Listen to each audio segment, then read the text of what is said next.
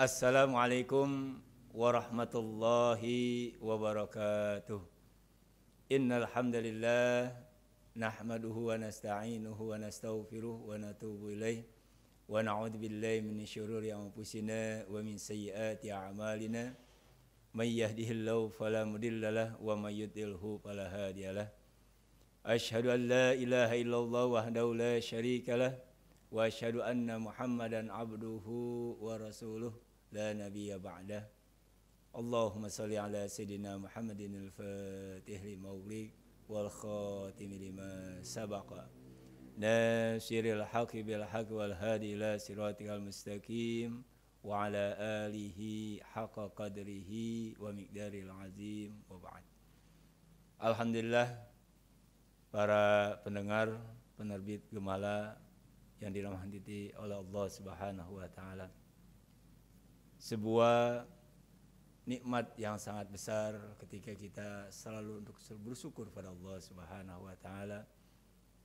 Selalu menginspirasi dalam keseharian kita, gerakan-gerakan kita, segala aktivitas kita. Karena memang pada dasarnya ketika Allah menciptakan kita, berarti kita selalu ingat dengan Sang Pencipta itu sendiri. Salah satu ingatan-ingatan Sang Pencipta adalah untuk selalu bersyukur kepadanya. Mudah-mudahan kita yang penuh dengan khidmat ini, yang penuh dengan kebersamaan ini, dan lebih dari itu adalah sifat biologis kita, menjadikan sebuah inspirasi dalam hidup dan kehidupan kita. Amin ya rabbal alamin. Para pendengar penerbit Gemala yang dirahmati oleh Allah Subhanahu wa taala. Kali ini saya Haji Endang Madali secara lengkap dari sisi akademisi Dr. Haji Endang Madali MA akan sedikit berbincang-bincang terkait masalah toleransi dalam bermadzhab, neo-salafisme dan dinamika salafiyah. Dinama hal ini menjadi sebuah menarik bagi kita karena memang ketika Rasulullah Muhammad SAW pertama kali diutus, yakni membawa sebuah toleransi dalam hidup dan kehidupan, lebih-lebih dalam beragama. Sebagaimana sabdanya, innama bu'ittu bil hanifiyah as-samahah. Ada yang mengatakan juga as-subahah. Tidaklah aku diutus di muka bumi ini kecuali untuk membawa sebuah toleransi.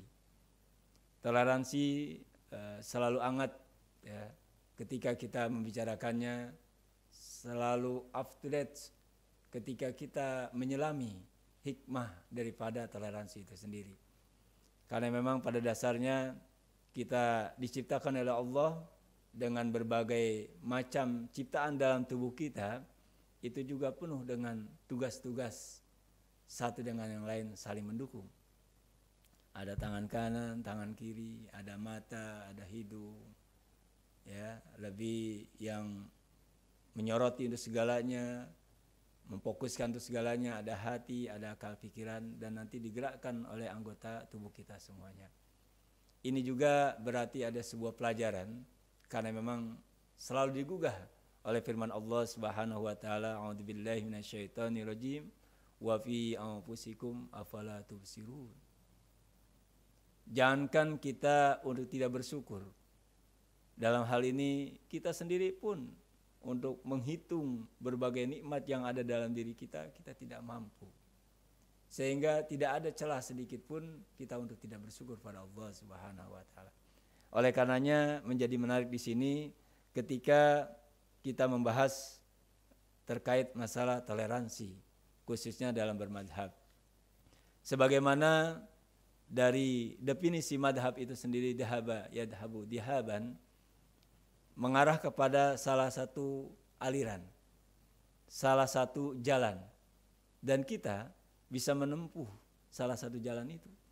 Atau juga kita mengetahui semua jalan-jalan, tetapi kita menghormati satu dengan yang lain daripada jalan-jalan yang ada. Tujuannya apa? Karena memang jalan itu pada dasarnya adalah nanti diarahkan pada satu tujuan. Hal inilah yang dikonsepkan dalam definisi syariah.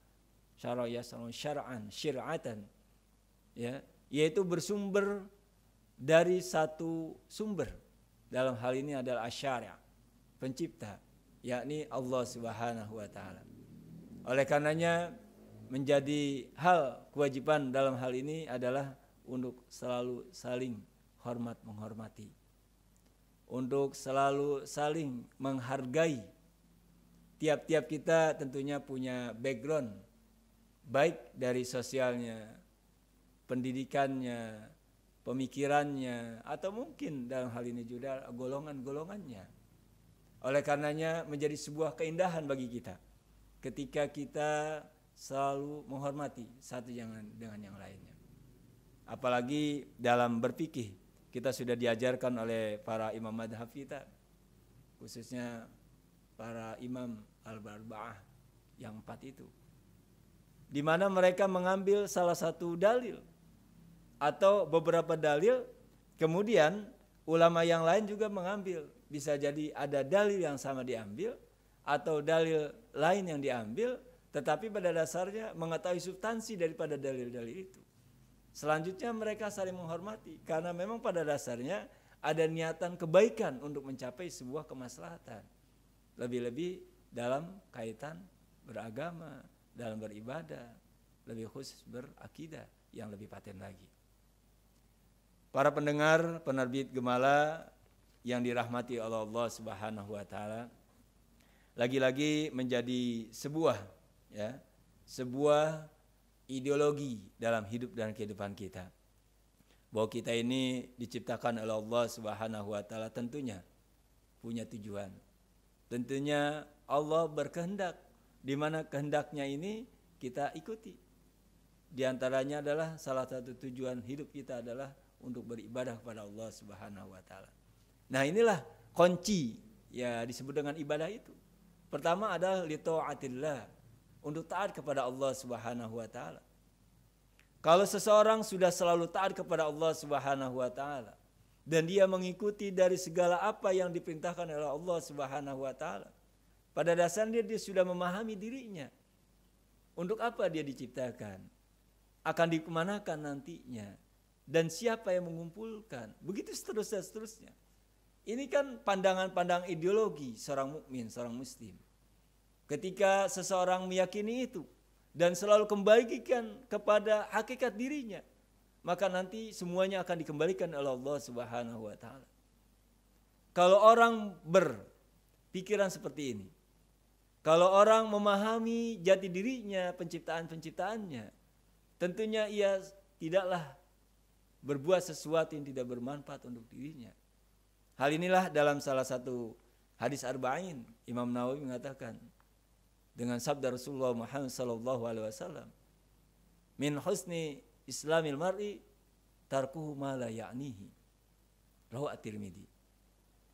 Salah satu kesempurnaan iman seseorang adalah ia berusaha untuk tidak mengerjakan sesuatu yang tidak bermanfaat dirinya. Artinya apa? Dia mengerjakan sesuatu yang bermanfaat dirinya sendiri. Kalau dia membaca buku misalnya, ada apa dibalik daripada kata-kata? Apa yang ia pahami dalam bacaan buku itu? Kemudian ia mengetahui substansi daripada buku itu. Pada dasarnya ada ketulus ikhlasan seorang penulis untuk mencapai sebuah kemaslahatan dari pembahasan yang akan dikaji. Begitu juga terkait masalah toleransi dalam bermazhab ini.